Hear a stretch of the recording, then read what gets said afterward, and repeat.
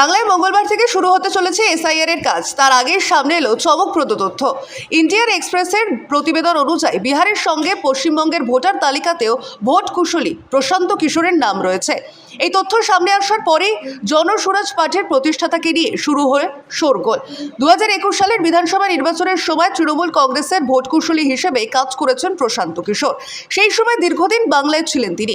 সম্প্রতি বিহারে ভোটার তালিকায় নিবিড় সংশোধনীর পর দেখা গিয়েছে রোহতাস জেলার কোনার গ্রামের ভোটার তালিকায় প্রশান্তের নাম রয়েছে। এই গ্রামেই তার জন্ম।